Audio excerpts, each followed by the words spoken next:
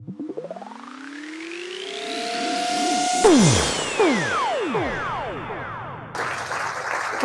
can you hear me? Yep. Okay, so I'm a little bit nervous, obviously because my talk is before pizza, so you're kind of excited. Okay, so for this speech, I was inspired by the previous talks on the previous WarsawJS, and somebody told that it's really good to share your faults. It could help others to grow from your mistakes. So this talk about my mistakes, because I working as a developer for more than 7 years, but I was on the market maybe twice when I looking for my first job, and I was working for 3 years for one company and then for 3 years for another company. So I was not, like really know how to looking for a job. And having 6 years of experience in development and 0 in job searching, I realized that I know nothing about job searching. Okay. As I understand, you can have the similar experience, technical knowledge and stuff like this, but if you don't know how to present yourself, you can not receive a great offer. It could be like you just receive rejections, or you receive a really low salary, like you can cost much more if you knew how to present yourself and how to sell yourself. I will talk a little bit about my mistakes and my friends' mistakes, because I spent half a year doing an interviews, and I have a lot of data myself, and I also asked my friends what helped them to find the job and what was the failures of them during the job search. And first of them, it was lack of the system, because what I mean by that, if you don't have a system and you will have a random result. If you want to have a great offer, you need to do a spreadsheet like this. Here I counted all of my applications, and I was analyzed each application. So, for example, some of the companies, after like my job search, I realized that on LinkedIn, looked like companies didn't receive, like a lot of companies didn't receive your CV. So maybe they have some filters or something like this. So it could be other ways to apply to position, because LinkedIn, for me personally, was not working well. What else we can, what else data we can have from this table? We can understand, like, for example, if you were rejected after your application, this means, and you have no technical interviews or initial stage interviews, this means that you need to improve your CV or adapt this CV to specific position. If you were rejected mostly on the initial call stage, this means that you need to understand how to pitch yourself and how to explain what you do before, because sometimes we just don't know how to present ourselves, and we say like, oh, I do some simple tables and forms because I'm a front-end developer, so it's like my usual job, nothing special. But even if you did nothing special, you can present it as something really interesting and really great.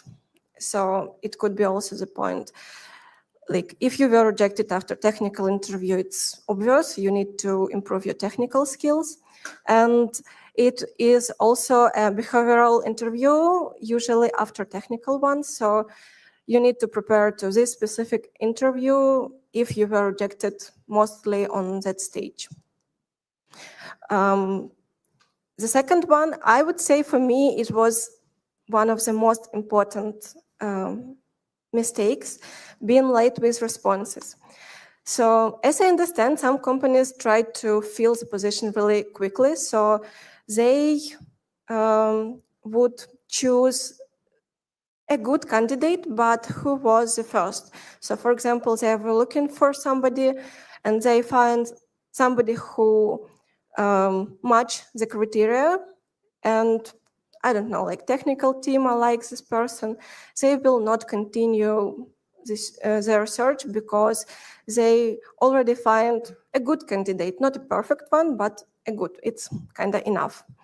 And I was also received some rejections with like, yeah, you were a good candidate, but we already filled this position, sorry. And I would say that this point, that answer as soon as possible and put the interview like as soon as possible. If you have like 3 slots during the week, choose the first one. It will help you because you will go through this process faster, and it will also show them that you are really interested in this position. Skipping your homework. What I mean by that? We need, like, before you came to the interview, you should know what company is it.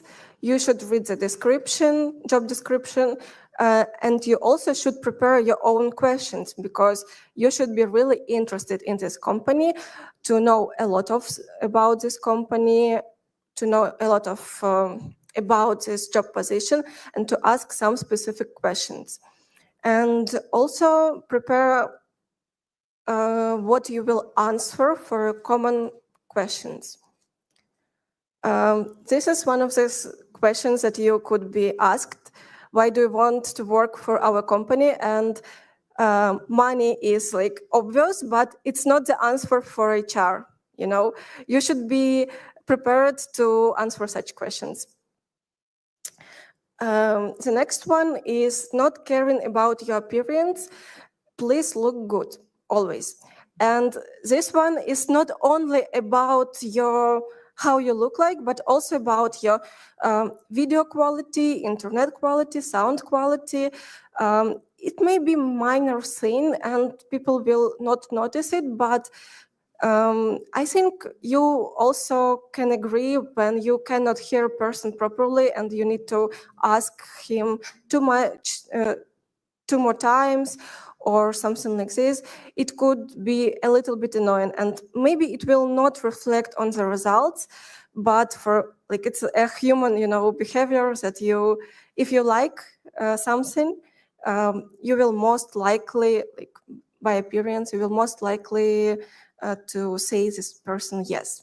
And maybe this point it was also about your background. So please prepare your setup like from scratch and make sure that everything that person hear from you on the interview and see, it's what you want to present, even from the camera. The next one is focusing on personal benefits instead of adding value to the company. I think this point comes to the late stage of interview when recruiter asks you, like, do you have any questions?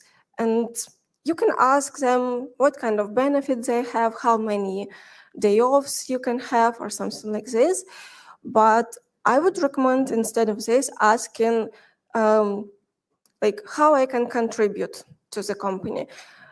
Thinking in this way will help you to show that you are really interested in company and you want to feel this position and do what is required to do, and be this person they are looking for, because usually positions open for a specific reason. For example, they need to do some work, and if you can do this work, that's great. Not asking for feedback. To be honest, this part is kind of tricky because I would recommend ask for a detailed feedback after each interview. But sometimes they can give you a feedback and you will be kind of disappointed and dismotivated because they will point out what they saw. And it could be a really subjective thing, but you should be you should be not really emotional in these feedbacks and be with a cold head, because this how they saw you. And maybe even if you disagree with this feedback, maybe there are something that you can learn from this feedback. Not being unique and creative. This is kind of interesting thing because what I mean by this, sometimes we just apply as a, like everybody do, go into LinkedIn, press apply, and that's all. But as I already told, in my experience, LinkedIn usually filter by something.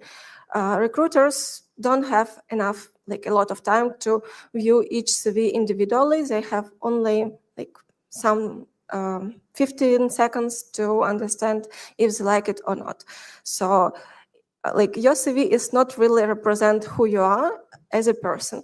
But if, for example, you made a contact on a conference like this, for example, and ask for reference from your friends, or maybe message recruiter directly, it would be a way better to stand out from a crowd, you know. What else I did to be unique? I also sent a thank you letter after the interview because I think it's some kind of like necessary. And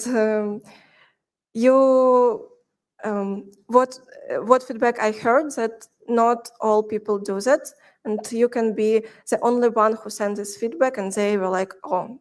But also about thank you letter, it's interesting because they can never read it, they can ignore it, and you should do it like really a lot, because you will have a lot of interviews.